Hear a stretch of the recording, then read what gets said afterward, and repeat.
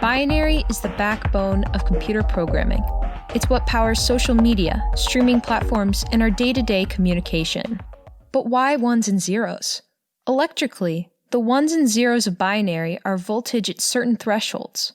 Let's say 0's threshold is 0 volts and 1's threshold is 5. If the voltage is 5, then 1 is stored in the computer. If it's 0, then 0 is stored in the computer. But like gender, what about non-binary stuff? There's another system called Trinary. As of now, there hasn't been a trinary build that is as effective as binary yet. One of the reasons is due to physics. In trinary computers, the computer has 3 types of data instead of 2. There are different forms of trinary systems, but for this example, I'll be using the unbalanced trinary system.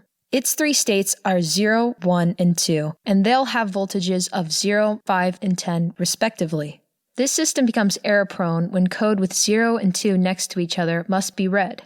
The voltage has to increase from 0 to 10, but because the voltage must go through the 5 volts to reach 10 volts, the computer will incorrectly read a 1. The way the computer would avoid incorrectly receiving a 1 instead of a 2 would be to go on a timer. This allows the voltage time to switch from 0 to 10 without returning a 1.